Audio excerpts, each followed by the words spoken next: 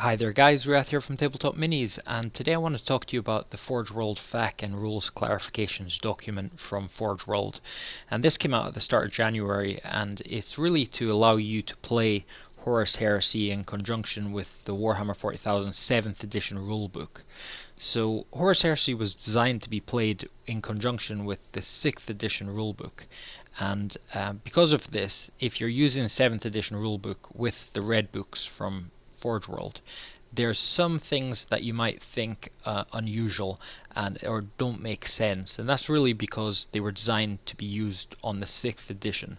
So the reason I want to do this is because we're quite new to playing Horus Heresy, and there's a lot of you guys that'll be new also, especially with Betrayal of Calth coming out, and just to make you aware of this document that will help you be able to play the games, your games of Horus Heresy, in a way that the Forgeworld wanted you to.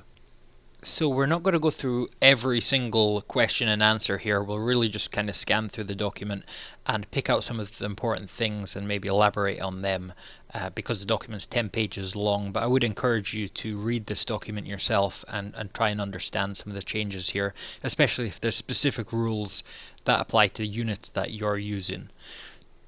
So the first clarification here, which characters and units have been affected by the changes made to precision shots and precision strikes?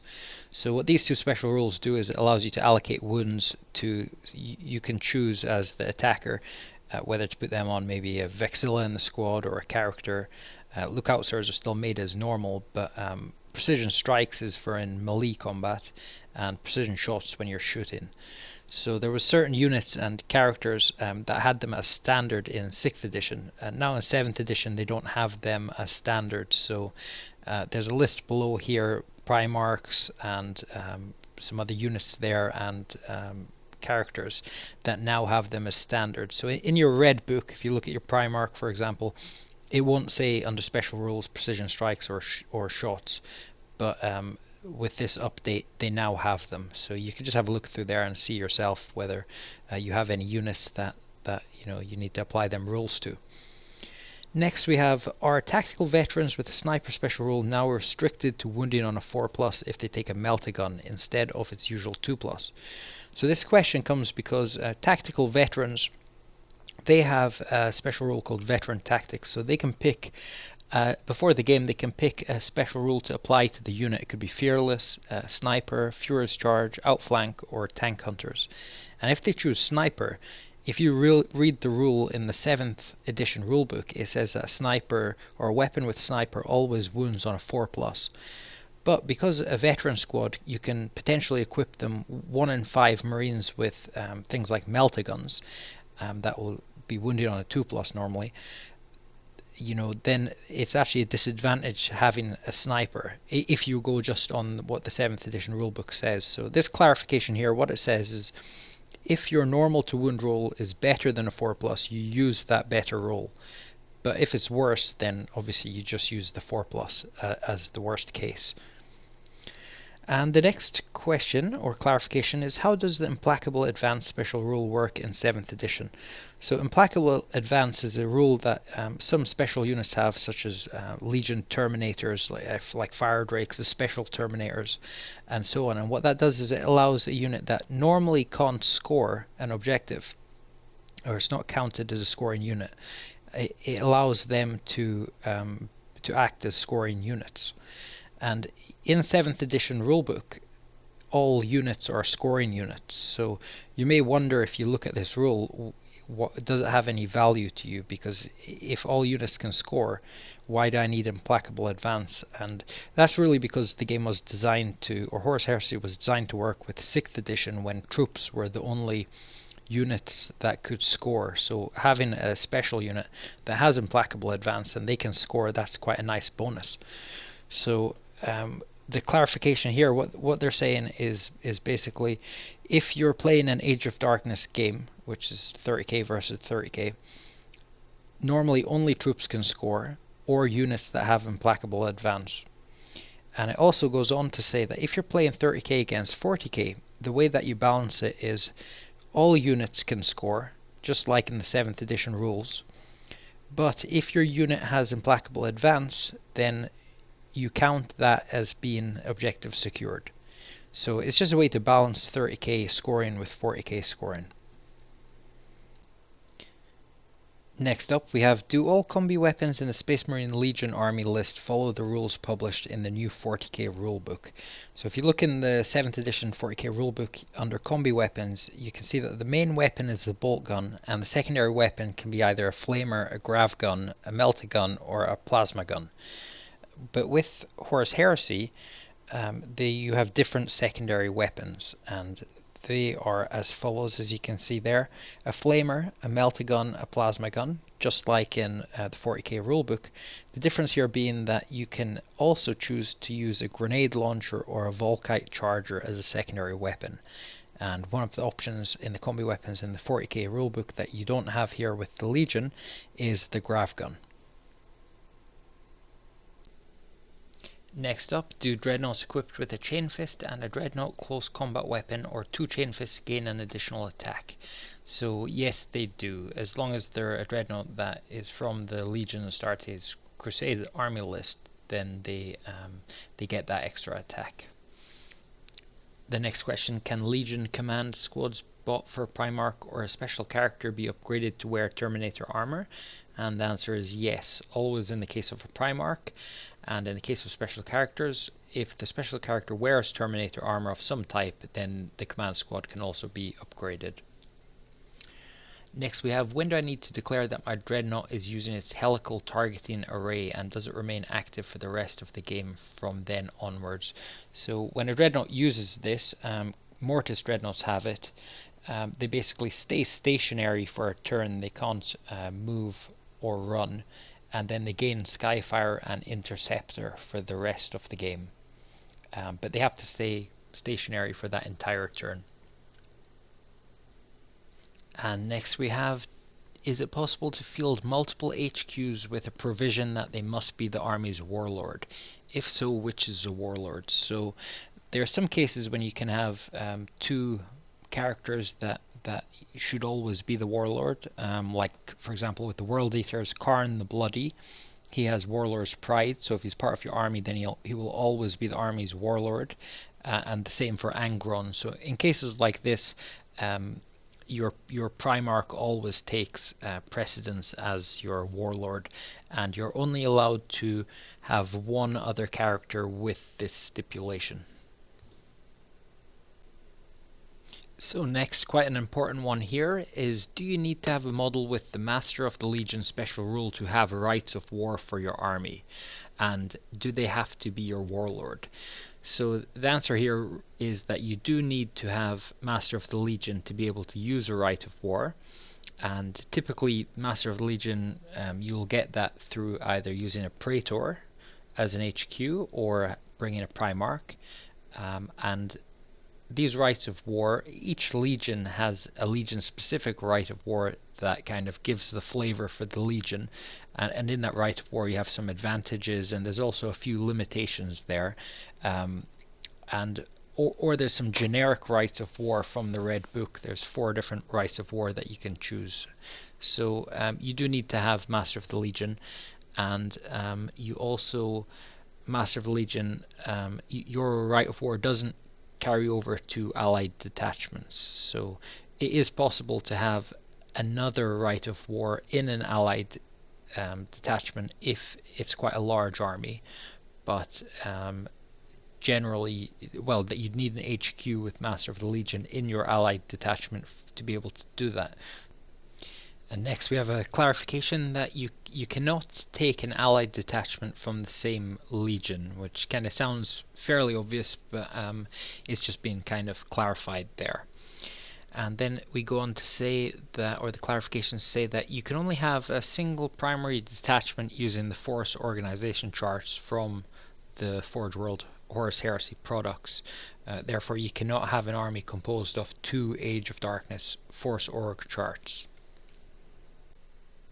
It then goes into a psychic special characters section here, which talks about Sevatar and Lorgar. So you can read through that yourselves, but because it's specific to a character, we'll just gloss over that. And we then get into the further updates in errata, and we talk about Terminator armor here. So there's some updates to the text. Normal Terminator armor, there's no real change.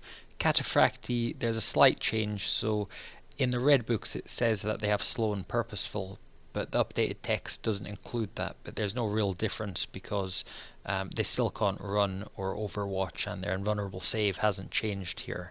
And it also says that models not equipped with Cataphracti armor that join a unit with Cataphracti armor, they may not make run or sweeping advances while in the unit. So this could be special characters. And however, they may overwatch. And if a unit not wearing Cataphracti armor is joined by a model equipped with it, then the whole unit counts cannot run or make sweeping advances while that model's there. And another big change here, Tartarus pattern Terminator armor, they can make sweeping advances unlike other patterns of Terminator armor. So if a model equipped with Tartarus armor is joined by a character equipped with a different pattern of Terminator armor or vice versa, the ability is lost though. So quite a nice bonus there for Tartarus. We then get into some additional console special rules. So there's a new special rule that's been added here called a Legion Support Officer, and this applies to the Master of Signal, a Librarian, or a Primus Medicae console type, which previously they could be your compulsory HQ. So you'd pay the points for a Centurion and then make him a Master of Signal or a Librarian or a Primus Medicae, and that would be okay as your HQ, but this clarification here says that you can't with them types of console. And there's also been a little change here to the chain fire special rule for the Moritat. So that gets hot now on a 1 or a 2, inflicting a wound on the firing model. So a little bit of kind of nerf for the Moritat there with its chain firing, which can be quite strong. It then goes on to talk about some additional console types here, which aren't included in the red books, such as the Legion Praevian and also the Legion Delegatus. So you can read through them yourself. They're just additional consoles there. We then have a number of additions to the special weapons that a Legion veteran tactical squad can take for 1 in every 5 squad members. So Flamer, Heavy Chainsword, a single Lightning Claw, and a pair of Lightning Claws. And there's also quite a big deal here that Legion veteran tactical squads, they should also have the Implacable Advance special rule as standard, making them a scoring unit. So like we talked about earlier with the Implacable Advance, this is quite important because it allows your veteran squads to take objectives. And then a couple more small points here. The Rad missiles, there has been an explanation given in this update for Rad Phage, one of the special rules associated with the missiles. So a model that loses 1 or more wounds to an attack with a special rule and survives has its toughness value reduced by -1 for the rest of the battle. And it also says Legion Drop Pod, update the drop pod assault special rules. So once a drop pod lands, all passengers must disembark and no models can embark for the rest of the game. So just a clarification there. We've then got some changes to the Legion drop pod. So there's a new rule added so that when the drop pod comes down, there's automated weapons. So it does a number of attacks that up to a maximum of 12 inches from where the drop pod lands, and these are resolved at Bliss Skill 2. So a little bit of a nerf there to the drop pod. We've then got some updated Dreadnought rules. So the Legion Dreadnought and Contemptor Dreadnought, they've had their attack profile increased to 3 from 2. Also the Legion Dreadnought's had its ballistic skill dropped to 4. And the Contemptor Dreadnought has gained the ability to replace its twin-linked heavy bolters with twin-linked Volkite Culverins. So their range 45 inch, strength 6, AP 5, heavy 4, deflag rate for 15 points. And the Contemptor Dreadnought has gained the ability to replace its close combat weapon and bolter with a twin-linked Volkite Culverin for 15 points. And there's also some nice upgrades here for the Legion Vindicator. So the following special rules have been added to the Vindicator: Power Capacitor, that allows the Vindicator, if it hasn't moved, the laser destroyer array becomes Ordnance 2 twin linked, and also overcharged fire, so the only player may declare an overcharged volley if the vehicle is not moved this turn, in which case it becomes Ordnance 3 twin linked. However, after it's fired, roll a d6, and on a 1 the Vindicator suffers hull point damage. We've then got an update to the points cost for the Castellix class Battle Automata, so that's up to 105 points from previously 85. And on the last page, finally, there's some other little tweaks there, and addition of Rogue Psyker point cost being 35, and that kind of brings the errata to an end. So there's some of them things more important than others. I hope I didn't list too many of the small things there and bored you to death, but I think the main takeaways from it for me was really the scoring units, the changes to veteran squads getting implacable advance, and yeah, just it was quite useful, a useful document to read through. So I hope it's been of use to you guys. Have a look at it yourselves if you haven't already. And if I'm not an expert at this, if you guys have got any comments or you've got something constructive to say to people maybe new to 30k and looking at this to kind of get some advice on how to interpret the FAQ, then please leave your comments below. So thanks for watching, guys, and we'll see you next time.